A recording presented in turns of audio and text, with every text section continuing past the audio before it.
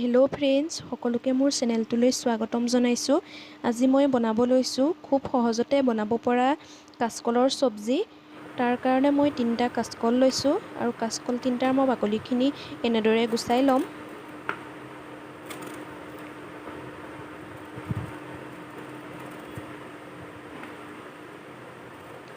এটা চৰিয়াত মই অলপমান পানী লৈ লৈছোঁ আৰু কাচকল কেইটা মই এনেদৰে এইটো জোখত টুকুৰা টুকুৰকৈ কাটি লৈছোঁ।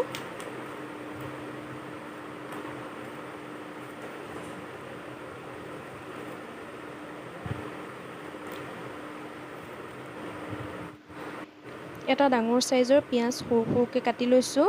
এটা ডাঙৰ সাইজৰ আলু লৈছোঁ এনেদৰে কাটি, আৰু এটা শুকান জলকীয়া লৈছোঁ। এতিয়া ইয়াতে এখন কেৰাহী পাতি লৈছোঁ আৰু কেৰাহীখনত মই পৰিমাণ অনুসৰি অলপমান মিঠাতেল দি ল'ম আৰু মিঠাতেলখিনি ভালদৰে গৰম হৈ ল'বলৈ দিম।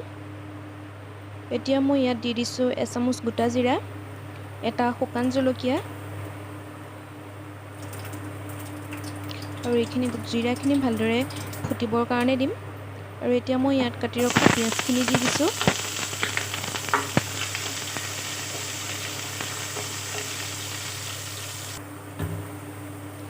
এয়া পিঁয়াজখিনি ভজা হৈ গ'ল।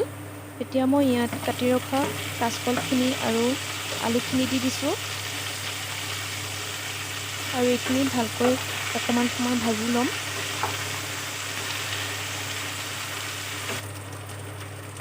এতিয়া মই ইয়াত দি দিছোঁ এচামুচ নিমখ। নিমখটো আপোনালোকে নিজৰ সোৱাদ অনুযায়ী দিব। আধা চামুচ হালধি গুড়ি দি দিছোঁ।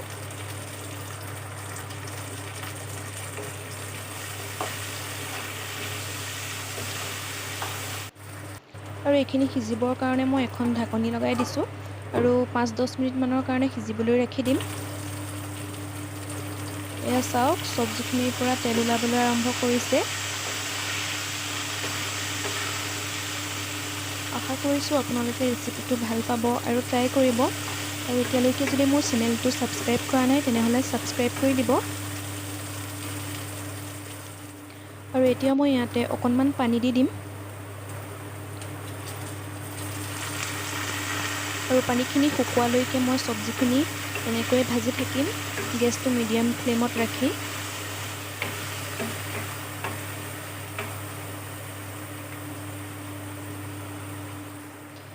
এয়া দেখিছেনে, কাচকলৰ চব্জিখন প্ৰায় ৰেডি হৈ গৈছে।